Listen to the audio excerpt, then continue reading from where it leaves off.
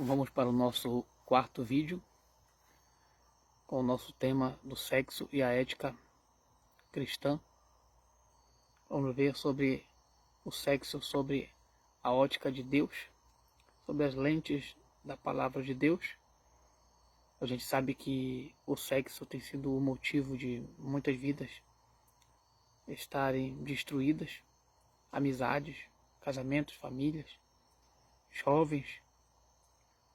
A gente tem visto aí o tamanho, a margem que está a prostituição, o efeito da prostituição, o efeito do adultério.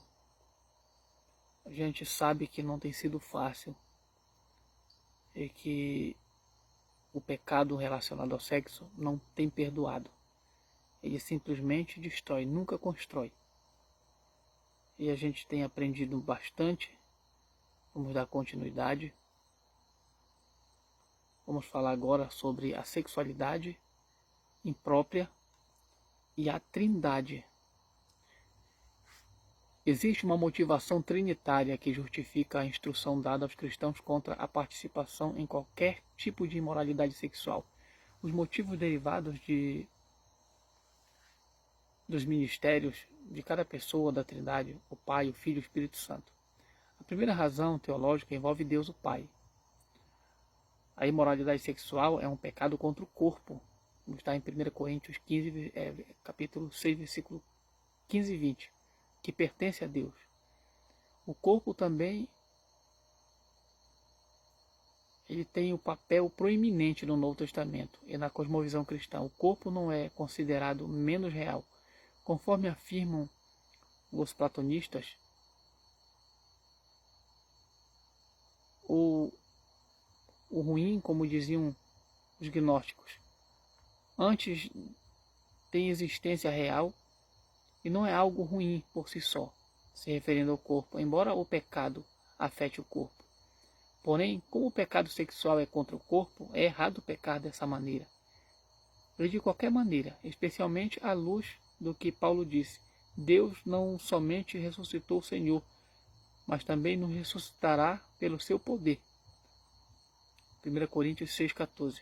Nessa passagem, a imoralidade sexual é errada porque Deus Pai, em última análise, é o proprietário do corpo e ressuscitará para a glória os corpos dos cristãos fiéis a Ele. A segunda razão para o erro da imoralidade sexual é a união e a conexão com o corpo de Cristo. Os cristãos devem manter puros seus corpos porque estão unidos com Cristo. 1 Coríntios 6, versículo 15 e 17 diz: Não sabeis que os vossos corpos são membros de Cristo? Tomarei os membros de Cristo e farei deles membros de uma prostituta ou de uma meretriz? De modo nenhum. Ou não sabeis que quem se une a uma prostituta torna-se um corpo com ela? Como se disse, os dois serão uma só carne?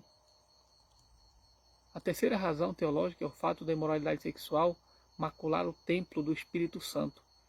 1 Coríntios 5, versículos 19 e 20 diz: Ou não sabeis que o vosso corpo é santuário do Espírito Santo que habita em vós, a qual tendes da parte de Deus, e que não sois de vós mesmos?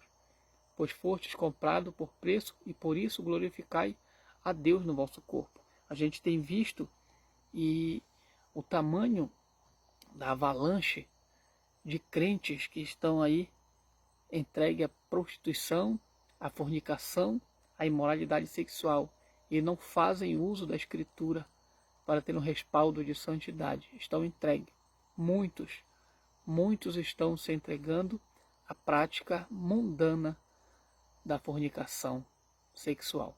Em resumo, a motivação trinitária para que os cristãos não se envolvam na imoralidade são óbvias. Em primeiro lugar, Deus ressuscitará o corpo e os cristãos devem conservar puros seus corpos, à luz da ressurreição. Em segundo lugar, os cristãos estão unidos ao corpo de Cristo. E caso cometam imoralidade sexual, essencialmente corrompe o corpo de Cristo.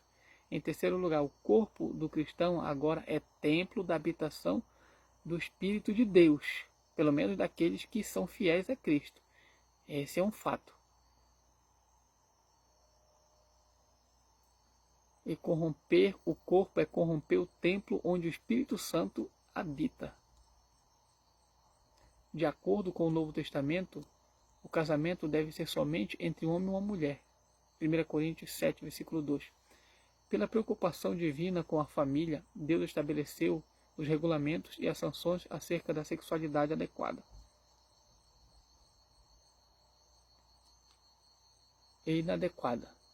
Isso pode ser depreendido de diversas passagens, como Levítico 18, Cântico dos Cânticos 7 até o 8, e 1 Coríntios 5 até o 6, e Gálatas 5, 16 e 21, Efésios 5, 3, Colossenses 3, versículo 5, e 1 Tessalonicenses 4, 13, Hebreus 12, versículo 16, e Hebreus 13, versículo 4. Considerando algumas questões sobre o sexo. Sexo pré-conjugal e abstinência. Atualmente, até mesmo muitos cristãos consideram aceitável o sexo pré-conjugal, desde que seja sexo seguro. A discussão acima deixa claro que os cristãos devem se manter em abstinência sexual antes do casamento. Tanto o Antigo quanto o Novo Testamento restringe o sexo no casamento. Levítico 18, Efésios 5, 3, Colossenses 3, 5 e 1 Tessalonicenses 4, versículo 3, Hebreus 13, versículo 4. Da mesma forma, a Bíblia inteira considera a imoralidade sexual a exemplo da fornicação ou do sexo pré-conjugal como pecado, sendo algo proibido para o cristão. Sexo seguro versus pureza sexual. O chamado sexo seguro tornou-se a norma atual, além do ponto de vista bíblico que reputa como erradas semelhantes práticas, permanece a sérias questões. Seria o sexo ilícito realmente seguro? Até mesmo parceiros inocentes de relacionamentos bissexuais podem contrair AIDS. A taxa de mortes precoces entre homossexuais é prova de que a prática não resulta em sexo seguro. Ter parceiros heterossexuais múltiplos pode trazer doenças sexuais múltiplas. Assim, é questionável a possibilidade de existir atividade sexual ilícita que seja segura. Uma coisa é certa, a maneira mais segura de sexo é manter-se virgem, casar-se virgem e permanecer fiel ao parceiro até que a morte os separe. Esse é o padrão bíblico, é o padrão de Deus. Qualquer outro tipo de sexo é perigoso. Encontrar-te o sexo dentro do casamento deve ser estimado e não temido. Como, por exemplo, podemos ver isso em Cântico dos Cânticos. É santo e salutar. Sexo impuro e não saudável talvez seja atraente, mas é uma tentação que pode ser vencida, porque Deus concede aos crentes a capacidade de enfrentar vitoriosos as tentações. 1 Coríntios 10, versículo 13. Efeitos decorrentes do fato de não se permanecer sexualmente puro. Há diversos efeitos decorrentes do fato de não se permanecer sexualmente puro. Primeiro, o sexo não é o que se sustenta o relacionamento. Um relacionamento baseado somente em sexo é rompido facilmente, mas um relacionamento entretecido nas coisas de Deus não é rompido facilmente. Alguns efeitos visíveis do relacionamento sexualmente impuro é o predomínio dos aspectos físicos sobre relação. Assim o casal não crescerá emocionalmente. Os dois serão capazes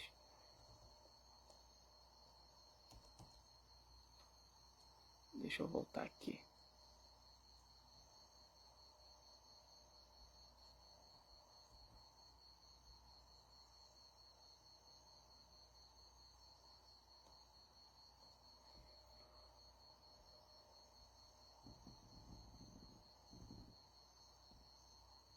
Assim, os dois.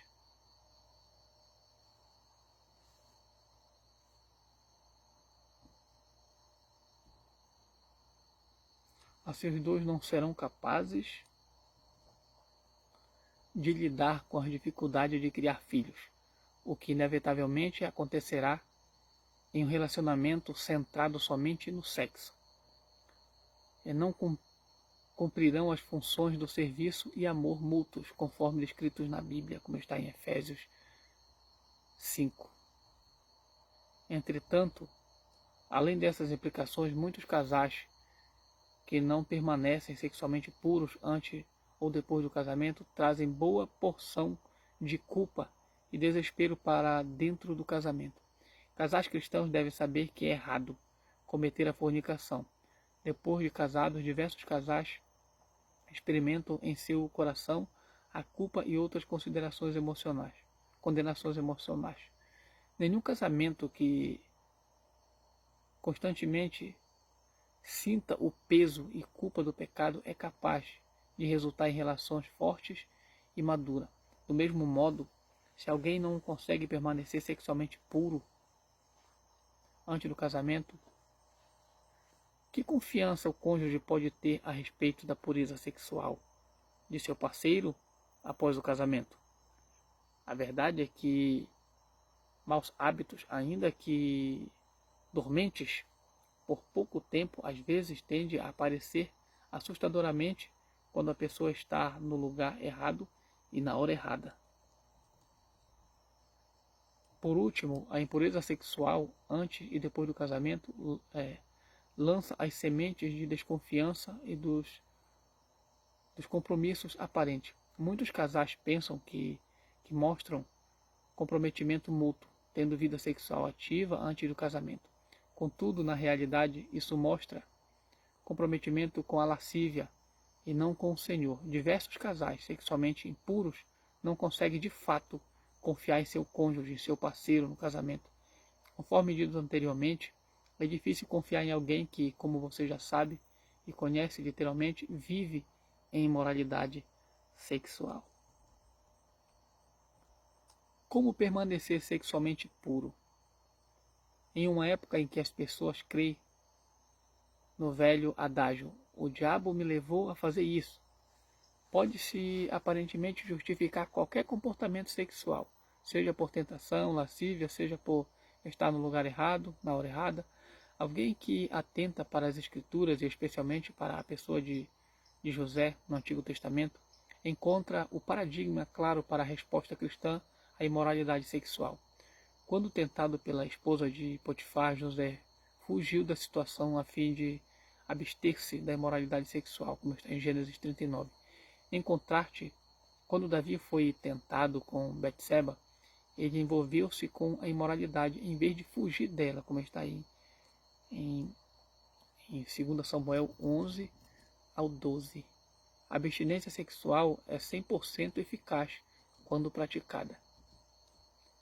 Quem atenta para o Novo Testamento observa 3 imperativos. Primeiro, os cristãos devem resistir ao diabo. 1 Pedro 5,9. E segundo, os cristãos devem fugir da imoralidade sexual. 1 Coríntios 6, versículo 18. E terceiro, os cristãos devem buscar a ajuda de Deus. Não veio sobre vós nenhuma tentação que não fosse humana, mas Deus é fiel e não deixará que sejais tentado além do que podeis resistir. Pelo contrário, juntamente com a tentação, providenciará uma saída para que possais suportar. 1 Coríntios 10, versículo 13. Os imperativos neotestamentários mais fortes seguem a mesma linha de pensamento. Deve-se ficar longe das maquinações do maligno e abster-se e fugir de toda imoralidade. Está escrito lá em 1 Coríntios 6, versículo 18 e 1 Tessalonicenses 4, versículo 3. A masturbação é moralmente aceitável? Uma vez que a atividade autossexual não traz nenhum dano a ninguém, alguns a consideram aceitável ao cristão. Afinal, tal prática não serviria de ajuda para evitar formas de sexo inúteis e antibíblicas antes do casamento? Em resposta a diversos problemas com a masturbação. Primeiro, traz dano ao que a pratica. Pode tornar-se hábito prejudicial para aqueles que estão presos nela. Conforme disse o apóstolo, devemos exercer domínio próprio em todas as coisas e dominar o corpo, tornando o escravo de si mesmo. 1 Coríntios 9, versículo 25 e 27. Segundo, geralmente envolve a lascívia em relação a outra pessoa com a qual se está casada. A lascívia é pecado, como está em Mateus 5, versículo 28, 1 João 2, versículo 16. Terceiro, é uma forma de autogratificação, algo que não é proveitoso nem santo. Quarto, Deus providenciou a maneira de liberar o sêmen masculino sem a necessidade de recorrer a meios moralmente questionáveis.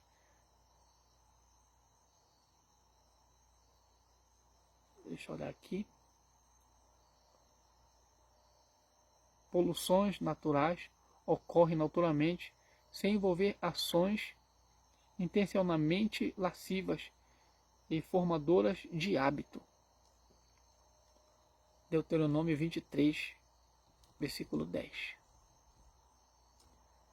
Para expressar sentimentos pelo parceiro, não é necessário praticar sexo antes do casamento? Não, não é. Por diversas razões. Primeiro, além do sexo, existem outras maneiras apropriadas para expressar amor. Segundo, o amor não é um sentimento, é uma escolha. O amor é compromisso, não é expressão emocional. Terceiro, sentimento e emoções são meios de expressar o amor, e não é a única maneira de fazê-lo. Quarto, o sexo não é uma única maneira de expressar o sentimento. Quinto, não são as emoções que sustentam o relacionamento. Compromisso e comunicação são mais eficazes para isso. Sexo, não existe melhor maneira de expressar amor por outra pessoa do que se manter puro, se comprometer com alguém em casamento, honrar o Senhor em todas as coisas e buscar o melhor para o cônjuge. Sétimo, o verdadeiro amor espera, por estar centralizado em Deus, que é amor. 1 João 4, versículo 8. Esse amor fundamenta-se no modelo de Cristo, que espera ansiosamente por uma noiva pura, que é a igreja, que está em Efésios 5, versículo 25 e 33, além de estar em obediência ao Espírito Santo, que nos santifica. Sexo antes do casamento não permite que se determine a compatibilidade entre duas pessoas?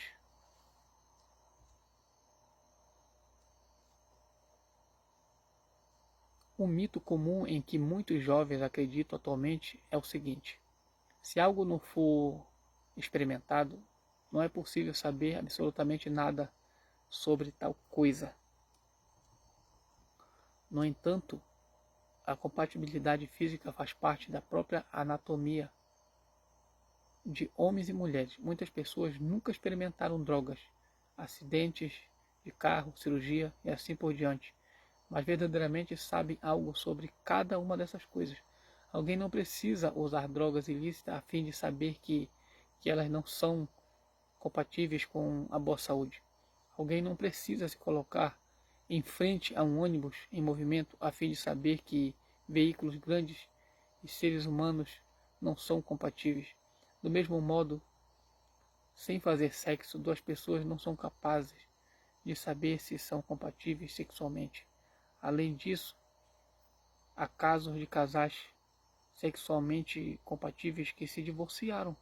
A verdadeira compatibilidade é mais do que física. Sexo antes do casamento não prova a verdadeira compatibilidade, mas mera compatibilidade consensual com o pecado.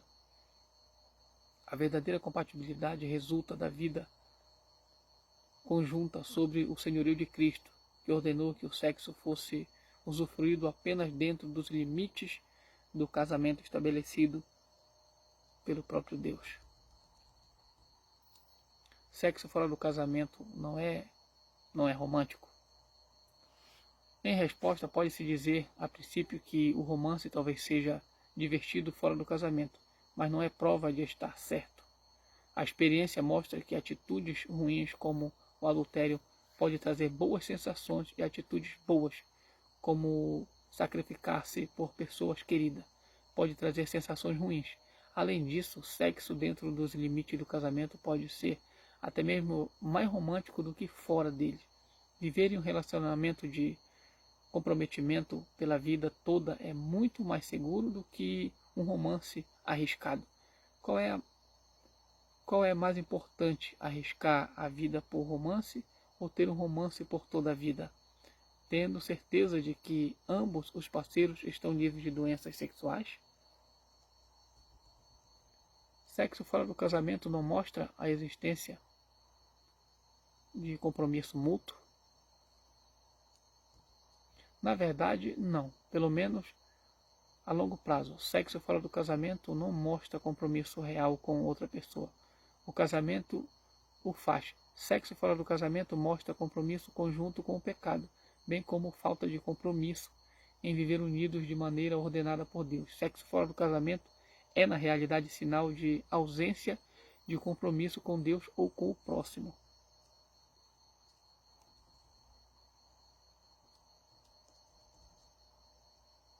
Por se tratar de uma necessidade física, não é certo satisfazer o desejo sexual, assim como qualquer outra necessidade física?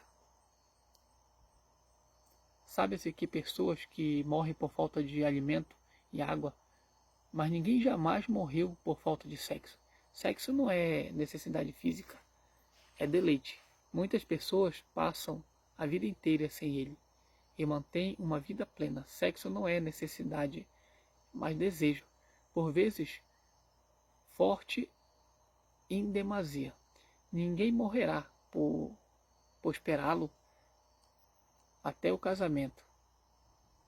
De fato, esperar até o casamento desenvolve ou desenvolverá o caráter, possibilitando que o sexo seja usufruído como resultado. Uma experiência tão prazerosa não pode ser moralmente errada. Primeiramente, sexo é experiência prazerosa e Deus deseja que a pessoa a experimente.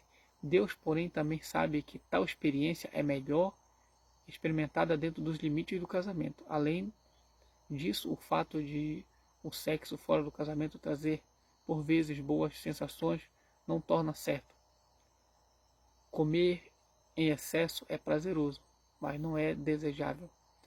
Na realidade, alguns dos maiores prazeres da vida vêm apenas depois de enfrentar a dor que tornou possível alcançá-los. Todo grande artista ou atleta passou por isso. Por fim, quem busca prazer e prazer somente tende a encontrar-se nas mais desagradáveis situações. A busca de prazer fora do casamento encontra o desprazer de doenças sexualmente transmissíveis, gravidez indesejadas, angústia desnecessária de relacionamento errados e assim por diante. Assim, embora o sexo só por esse motivo não seja moralmente errado, ele é mais prazeroso, mais seguro e mais significativo dentro do casamento. Sexo dentro dos limites do casamento é entediante e carece de variedade. Em primeiro lugar, a variedade de parceiros não é necessária para o deleite sexual. De fato, tende a diminuir o prazer por causa dos riscos da falta de relacionamento seguro, singular e duradouro. Em segundo lugar, variedade sexual é possível dentro dos limites do relacionamento monógamo. Deleite contínuo dependerá do preparo, do local e da abordagem e da paixão da relação, e não da variedade de parceiros. A pessoa ela pode ter mais prazeres ao dirigir todos os dias o mesmo carro de qualidade do que dirigir uma série de veículos ruins. Da mesma maneira, a relação sexual agradável dentro do relacionamento vitalício, seguro e livre de perigos é muito melhor do que relacionamentos ruins, temporais e perigosos, desprovidos de compromisso duradouro.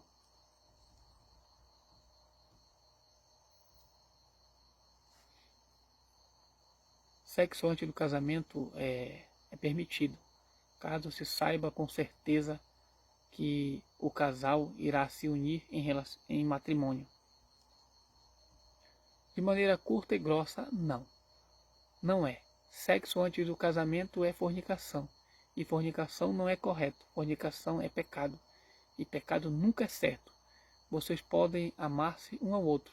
Podem ter fechado a cerimônia de casamento e podem pensar que serão mutuamente comprometidos por toda a vida. Todavia, a verdade é que todas essas coisas não constituem o casamento segundo os padrões bíblicos. O casamento sempre é uma aliança com Deus diante dos homens.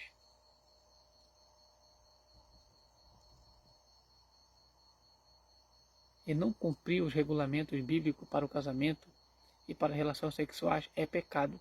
Em segundo lugar, conforme visto em Cântico dos Cânticos, fica claro que o casal realmente queria se relacionar sexualmente antes do casamento, mas eles esperaram. E isso produziu um relacionamento mais saudável entre os dois. Em terceiro lugar, muitas pessoas podem fazer falsos compromissos de amor e casamento a fim de satisfazer os desejos sexuais. Porém, isso não passa de conversa barata. Afinal, depois que obtiverem o que desejam, você perceberá que foi traído com um beijo. Depende realmente do que quer dizer com sexo. Infelizmente, a relação do presidente Bill Clinton com Mônica redefiniu o significado do fazer sexo. Outrora significava adultério ou fornicação. Atualmente pode significar qualquer tipo de perversão sexual sem penetração do pênis na vagina. Sim, existem diversos tipos de relação sexual, como sexo oral ou anal. Porém, a Bíblia declara que todas as relações sexuais conjugais são erradas. Até mesmo pornografia, que não envolve contato físico. Na verdade, Jesus disse: eu, porém, vos digo que todo aquele que olhar com desejo para uma mulher já cometeu adultério com ela no coração. Mateus 5, 28. A Bíblia fala de pecados sexuais em sentido mais amplo do que apenas o adultério. Existe a fornicação, a masturbação, o homossexualismo, a bestialidade, a zoofilia e outras formas de perversão do corpo e da mente. O cristão deve manter-se puro e afastado de todas elas. Falando abertamente nessa época em que nossa cultura hedonista tem constantemente forçado os limites, o melhor conselho aos não casados é o seguinte: mantenham puros os pensamentos, não tire suas roupas e permitam apenas a um médico fazer exame mais detalhado. Vamos ver a conclusão.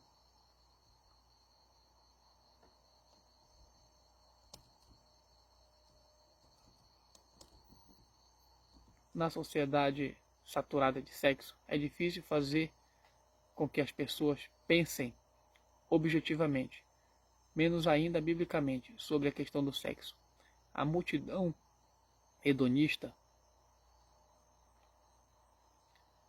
o deseja, e o deseja agora. Contudo, a verdade é que apreciamos melhor as coisas quando esperamos por elas. Sexo não é exceção. Deus sabia que esperar pelo sexo até o casamento desenvolveria paciência, o caráter e o preço mais completo pela recompensa. O sexo é belo e poderoso, porém, a semelhança de outras coisas poderosas, como as armas, não devemos permitir que qualquer relação sexual fora do casamento nos envolva e nos atraia para um pecado contra um Deus santo. Então esse é o nosso último vídeo. Espero que esse conhecimento abençoe a muitas pessoas muitos casamentos, muitas pessoas que estão em busca de um entendimento mais aprofundado, de uma razão para casar. A razão foi Deus que estipulou o casamento. E se Ele estipulou, Ele se garante em sustentá-lo. Somente faça para a glória de Deus e para a felicidade no matrimônio. Que Deus abençoe, compartilha, comenta e deixa seu like. Até a próxima.